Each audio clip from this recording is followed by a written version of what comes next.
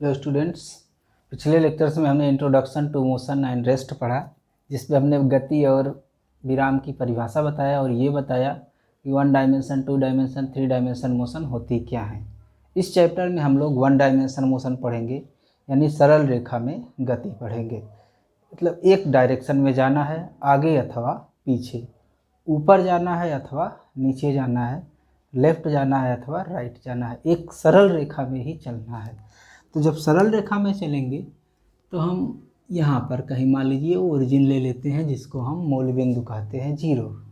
एक तरफ दूरी बढ़ेगी, दूसरी तरफ दूरी घटेगी। तो एक तरफ की हम पॉजिटिव दूरी इस तरफ जाते हैं और यहीं से हम किधर जाते हैं, इस तरफ, तो निगेटिव। आगे धन 5 मीटर, आगे -5 मीटर का मतलब 5 मीटर पीछे। तो ये मूल बिंदु हो गया, जिसको कि हम फ्रेम ऑफ रेफरेंस का वो कहते हैं। समय देखने के लिए यहाँ पर एक जो है घड़ी रखी जाएगी, जिससे टाइम देखा जाएगा कि किस टाइम पर वो कहाँ पर है, आगे जा रहा है तो किस किस समय पर कहाँ पर है। स्टार्ट करता है जिस समय, हम उसको 0 समय कह सकते हैं। जैसे 10 बजे से शुरू किया, मतलब अभी स्टार्ट किया, 12 बजे कहीं पहुँच रहा है, मतलब 2 घंटे लगा। टाइम इंटरवल की वहाँ बात करेंगे, टाइम की नहीं। और जानते हैं टाइम पीछे नहीं आएगा, आप आगे जाएंगे, हमेशा आगे जाएगा, यानी टाइम बढ़ता रहेगा। आप हो सकता है कि आपकी दूरी, जैसे यहाँ से यहाँ गए, दूरी बढ़ती गई, हो सकता है अब आप वापस आ रहे हों, लेकिन समय नहीं वापस आ रहा होगा, समय आगे बढ़ रहा होगा। तो इसी के ग्राफ हमको पढ़ने हैं इस चैप्टर में, स्थित समय ग्राफ।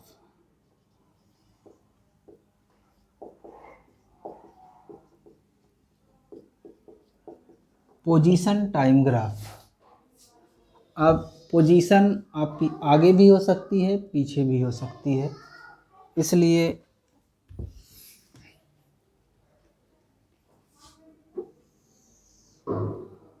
ये 0 ले लिया गया। मतलब इसके आप आगे भी जा सकते हैं और इससे पीछे भी जा सकते हैं, पर टाइम में पीछे नहीं जा सकते हैं। इसलिए निगेटिव टाइम एक्सिस बनाने का कोई मतलब नहीं है। ये बनाया जाएगा, ये टाइम है, समय अक्ष है। ये 0 है, मतलब आपका समय स्टार्ट होगा, चाहे वो 4 बज रहा हो, चाहे 5 बज रहा हो, उस समय हम उसको मानेंगे कि अभी 0 से स्टार्ट किए हैं। 4 बजे से शुरू किए, 5 बजे हो गया, तो मतलब 1 घंटा हो गया। 0 सेकंड है, कुछ सेकंड यहाँ तक, कुछ यहाँ तक। ग्राफ पेपर पर इंटरवल इस तरह से बने रहते हैं। इसी तरह से ये दूरियां भी आगे पढ़ेगा, कुछ इस तरह से खाने खाने आगे जाएगा, और उसी तरह से ये किधर आएगा, पीछे भी आ सकता है। तो डिफरेंट टाइप की सिचुएशन है। हम खड़े हैं तो हमारा ग्राफ कैसा होगा, एक समान चाल से चल रहे हैं तो कैसा होगा, असमान चाल से चल रहे हैं तो कैसा होगा। इन 3 स्थितियों को पढ़ेंगे। पहला है विरामावस्था।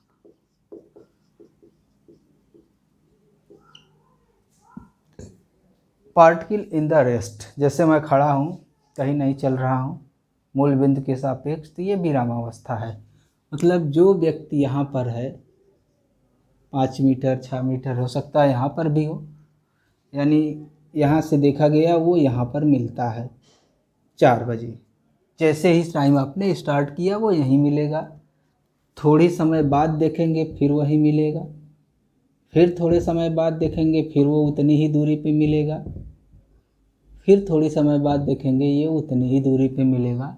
चाहे इधर खड़ा हो, चाहे इधर खड़ा हो, चाहे मूल बिंदु पर खड़ा हो, कहीं भी खड़ा हो, विराम में है, मतलब उसकी पोजीशन ना तो ऊपर हो रही है ना ही नीचे हो रही है, समय क्या होगा, बढ़ता रहेगा। इस लाइन को मिला दीजिए तो ये समय अक्ष के समांतर रेखा मिलेगी। इधर स्थिति है, मीटर किलोमीटर सेकंड कुछ में रहेगा, इधर जो है क्या है, समय है। तो विरामावस्था में कैसा ग्राफ मिलेगा, में स्थित समय ग्राफ, समय ग्राफ समय अक्ष के समांतर, इस अक्ष के समांतर हमको रेखा मिलेगी। समय अक्ष के समांतर सरल रेखा प्राप्त होती है।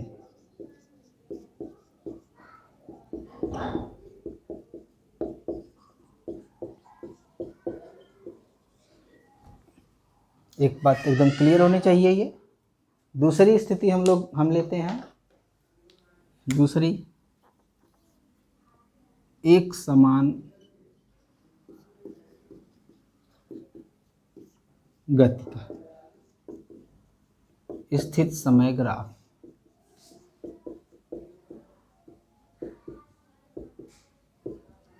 एक समान गति, एक समान गति की परिभाषा कल हमने बताया था, मतलब पिछले लेक्चर में बताया था कि समान समयांतराल में अगर वो समान दूरियां तय करता है या समान विस्थापन तय करता है तो उस गति को हम कहते हैं एक समान गति। एग्जाम्पल के तौर पर अगर समझा जाए तो ये टाइम लिया जाए और ये पोजीशन लिया जाए x, वो कहीं से भी शुरू कर सकता है। मान लीजिए वो 5 मीटर पर खड़ा था, ये यहाँ पर खड़ा है या यहाँ पर खड़ा है। इस दूरी को मान लीजिए क्या ले लिया जाए, 5 मीटर।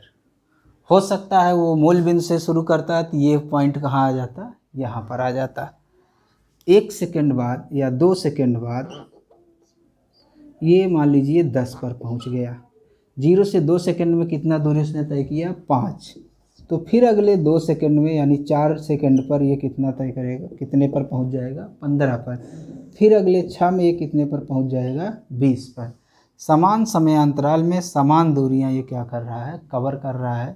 समान, इसलिए यह गति कैसी है, एक समान गति है। इसको की परिभाषा हमने कल बताया था।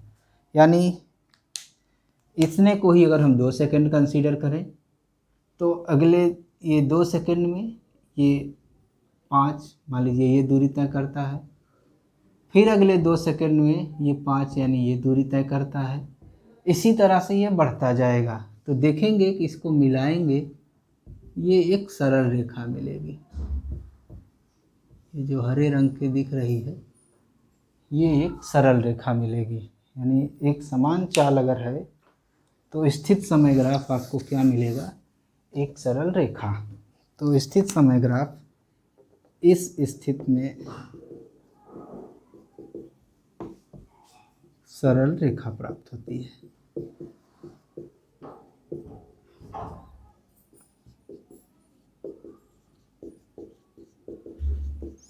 जो काली वाली थी वो भी सरल रेखा थी पर टाइम एक्स के पैरेलल थी, वो विराम अवस्था की थी, मतलब उस समय उसकी चाल 0 है। पहली स्थिति में विरामावस्था में होगी, मतलब विरामावस्था में उसकी चाल क्या होगी, 0।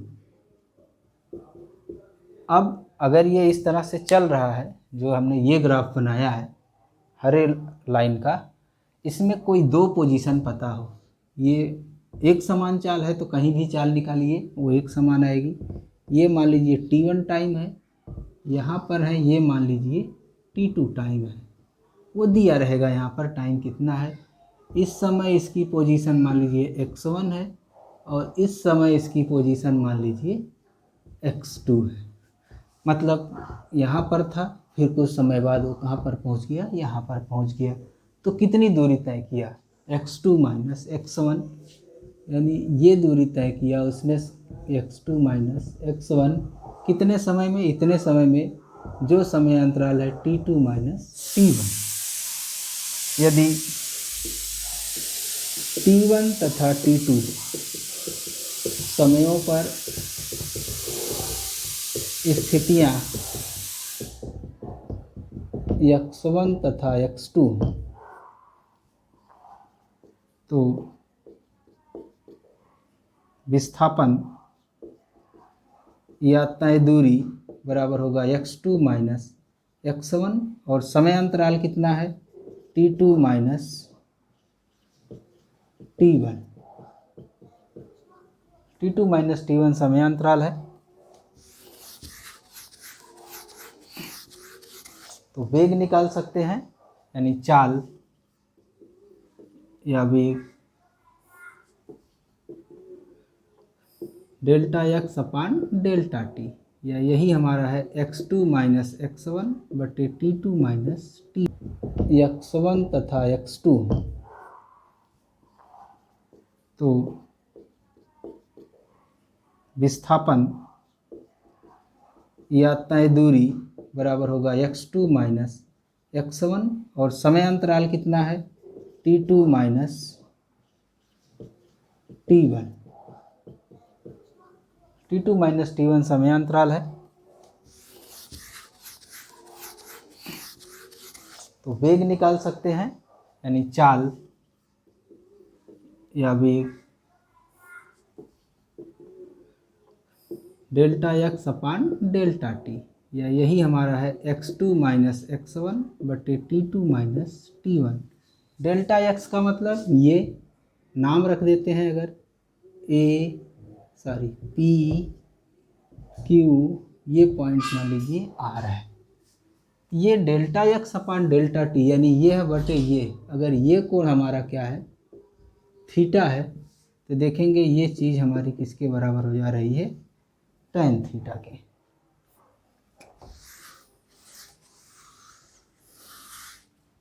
ये tan थीटा के हो गया। अगर इस रेखा को ऐसे बढ़ा दिया जाए, पीछे आ जाएगा अलग बात है, ये एक सरल रेखा है y बराबर mx प्लस c की तरह, और उसका ये एंगल भी क्या होगा थीटा होगा, जहाँ m tan थीटा होता है, जिसे हम रेखा की प्रवणता कहते हैं। यानी धन x दिशा से अगर ये झुकाव पता हो तो हम चाल बता सकते हैं।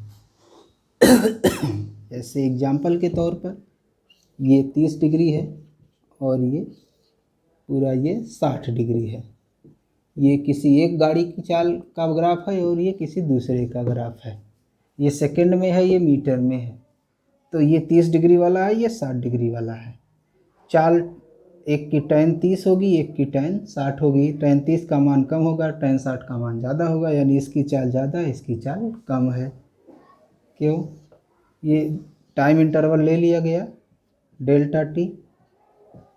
इस डेल्टा टी टाइम इंटरवल में ए इतनी दूरी तय करता है और जो बी है यहाँ से यहाँ जाता है, इतनी दूरी तय करता है। तो एक समान समय अंतराल में एक ज़्यादा दूरी तय कर रहा है, एक कम दूरी तय कर रहा है, मतलब एक की चाल ज़्यादा है, दूसरे की चाल कम है।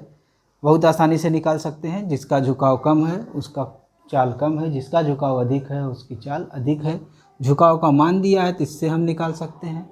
नहीं झुकाव का मान दिया है तो अलग अलग टाइम पर अलग अलग पोजीशन निकाल लीजिए और घटाकर भाग दे दीजिए। पॉजिटिव नेगेटिव की चिंता मत करिए। पहले जो समय है उसके करस्पॉन्डिंग x1, बाद में जो समय है उसके करस्पॉन्डिंग x2 लिखिए।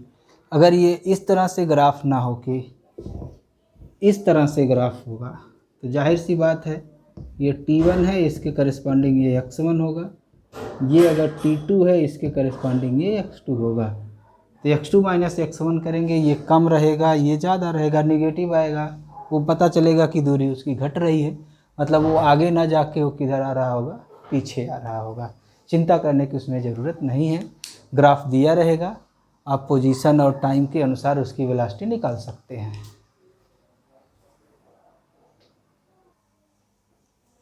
असमान गति का स्थित समय ग्राफ।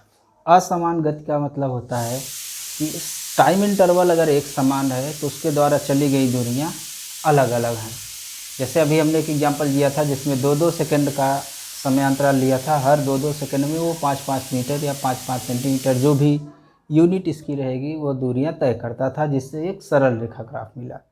अब पहले में मान लीजिए 5 सेंटीमीटर चला तो हो सकता है दूसरे में 10 चला जाए, तीसरे में हो सकता है 3 ही सेंटीमीटर चले, चौथे में हो सकता है 14 चला जाए। मतलब हर टाइम इंटरवल में दूरियां उसकी अलग अलग हैं। स्टार्ट वो मूल बिंदु से भी कर सकता है, कहीं से भी कर सकता है। मान लीजिए वो यहाँ से शुरू किया, इस सेकंड में ये यहाँ तक गया, अगले सेकंड में ये यहाँ पहुँच गया, इतनी दूरी तय कर लिया। फिर अगले सेकंड में हो सकता है थोड़ा कम तय करे, फिर अगले सेकंड में हो सकता है वापस आने लगे। तो उसका जो ग्राफ है ये इस तरह से, मतलब ऐसा हमने एक बना दिया है, वो जिगजैग है, वक्राकार प्राप्त होता है। इसमें ग्राफ कैसा मिलता है? वक्र रेखा, वक्राकार मिलती है। समस्या वक्राकार ग्राफ प्राप्त होता है। पर ऐसा कोई वक्र नहीं रहेगा जिसमें वो वापस आ रहा हो। बाद में आप लोग क्वेश्चन करेंगे तो क्वेश्चन ऐसे मिलेंगे, इधर टाइम है इधर एक्स है, ऐसे भी ग्राफ दिखेगा। पूछेगा ये सही है कि गलत। ये 100% गलत है। टाइम यहाँ था, पोजीशन यहाँ थी, ऐसे है ना, यहाँ तक पहुँचा तो अब टाइम वापस नहीं आ सकता। जब हम ये एक्सिस कभी भी वापस नहीं आ सकती। हाँ, ये ऐसा होता तो समझ में आता कि दूरी बढ़ते बढ़ते दूरी घटने लगी, लेकिन टाइम एक्सिस पर हम वापस नहीं आ सकते। कोई भी ऐसा ग्राफ नहीं मिलेगा जिसमें टाइम में हम फिर दोबारा वापस आ रहे हों। तो ये एक एग्जाम्पल हो गया, जो कि अब हर पॉइंट पर चाल अलग अलग है। ये पॉइंट अगर P लिया जाए, इस पॉइंट पर इसकी चाल क्या होगी, उसी को हम तत्कालिक चाल कहते हैं या क्षणिक चाल। P पर, P है किसी टाइम पर, ये मान लीजिए क्या है T1 है, उस समय पोजीशन इसकी हो सकती है क्या हो, x1 हो, मतलब यहाँ से शुरू किया, कुछ समय बाद वो Q पर पहुँच गया। मान लीजिए ये टाइम T2 है, पोजीशन इसकी उस समय क्या है x2 है, यहाँ पहुँच गया। तो जो दूरी तय कर रहा है वो क्या है, ये यही है डेल्टा x, ये P है, ये Q है, ये हमारा R है। टाइम इंटरवल हमारा delta T, T2 minus T1। तो ये जो डेल्टा x अपान डेल्टा T देगा, वो यहाँ से यहाँ तक ये अलग अलग चालों में जो कुल दूरी तय करेगा उसका और उस समय का अनुपात होगा। इसको हम औसत चाल कहते हैं, कुल दूरी बटे कुल समय। T1 तथा T2 डायरेक्ट लिखिए, T2 माइनस T1 बराबर डेल्टा T, समयांतराल में औसत चाल।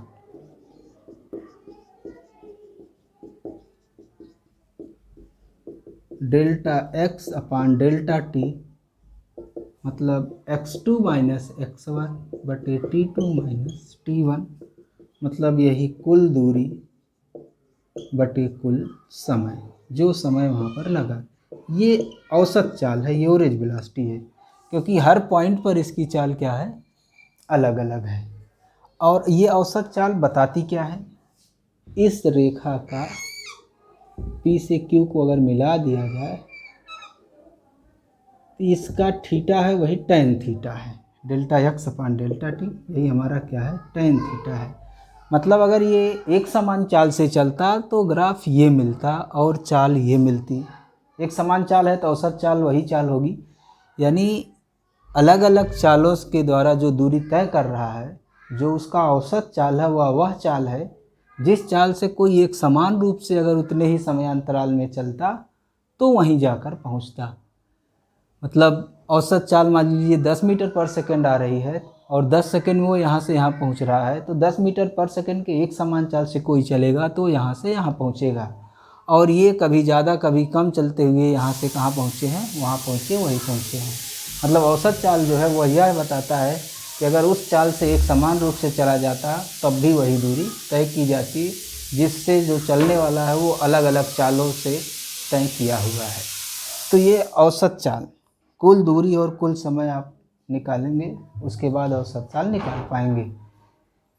इसके लिए अभी अलग से बताते हैं। पर P पर चाल क्या होगी, Q पर चाल क्या होगी, बीच में कोई पॉइंट है वहाँ पर चाल क्या होगी, यानी तत्कालिक चाल क्या होगी किसी बिंदु पर।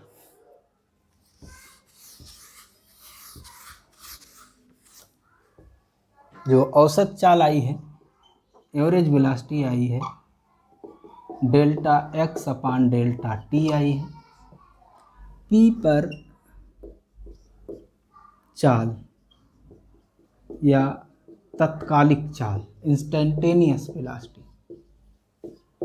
तत्कालिक चाल का मतलब इस P पर ही चाल कितनी है, उस क्षण इसमें कितना विस्थापन हुआ जब वो पॉइंट P पर था। क्षण का मतलब टाइम इंटरवल बहुत छोटा लीजिए, ये जो बहुत बड़ा है इसको क्या करिए, कम करिए। टाइम इंटरवल छोटा करेंगे, जो डेल्टा T इतना बड़ा है ये इसके जब समीप आएगा एकदम, तो Q भी इसके समीप आ जाएगा। तो जो लाइन होगी वो P पर क्या बन जाएगी, स्पर्श रेखा बन जाएगी। ऐसा नहीं है कि यहाँ विस्थापन नहीं होगा, टाइम इंटरवल नहीं है, बहुत छोटा है, एंगल भी छोटा है, वहाँ नहीं नापने को मिलेगा, लेकिन यहाँ नापने को आपको मिलेगा। ये स्पर्श रेखा बन जाएगी, और जो dy बाई डी एक्स हम लोग वहाँ पढ़े हैं, यहाँ dx अपन dt का रूप ले लेगा, और वही इस एंगल का tan हो जाएगा, लेकिन वो P पर स्पर्श रेखा हो जाएगी। Vp ये डेल्टा x अपान डेल्टा t है, बशर्ते यही डेल्टा t हमारा कहाँ चला जाए, 0 के समीप चला जाए। जब ये डेल्टा t कम होगा, यानी जब डेल्टा t हमारा 0 की तरफ जाएगा, तो जो Q है वो P की तरफ जाएगा, यानी Q P की तरफ आएगा, तो जो PQ रेखा है, this implies PQ Rekha P पर स्पर्श रेखा हो जाएगी।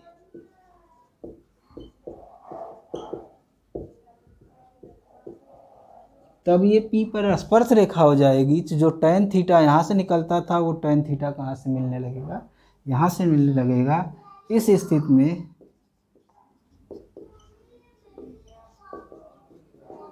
P पर चाल, जिसको हम Vp कह रहे हैं, वो dx अपान dt हो जाएगा, क्योंकि ये टाइम इंटरवल बहुत छोटा है, डेल्टा y अपान डेल्टा x की तरह है। ऊपर जहाँ y होता था x है, जहाँ x होता था वहाँ P पर है, dx अपान dt हो जाएगा।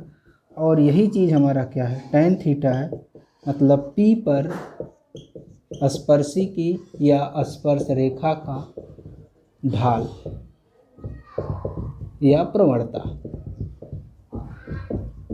तो किसी भी पॉइंट पर हम स्पर्श रेखा खींच के पता कर सकते हैं, एंगल मेजर करके, कि वहाँ पर चाल कितनी है, और ये भी पता हो जाएगा कि चाल कम है अथवा अधिक है। जैसे ऐसे है, यहाँ पर स्पर्श रेखा शीर्ष पर खींचेंगे तो पैरेलल आएगी, इसके पैरेलल मतलब थीटा 0, मतलब उस समय चाल उसकी 0 है। यहाँ पर खींचेंगे स्पर्श रेखा ऐसी है, कोण कुछ ये है, किसी ऐसे पॉइंट पर खींचेंगे स्पर्शी कोण ये मिलेगा। तो जहाँ के कोण कम मिला है, यहाँ पर कोण ज़्यादा मिला है, मतलब यहाँ पर चाल ज़्यादा है, यहाँ पर चाल कम है। किसी भी पॉइंट पर चाल निकालनी है असमान गति में, तो उस पॉइंट पर स्पर्श रेखा खींचिए और पता कर लीजिए। तत्कालिक चाल निकालनी है तो dx अपान dt करिए, जिस टाइम पर निकालनी है वो टाइम रखिए, उस टाइम पर उसकी वेलोसिटी मिल जाएगी।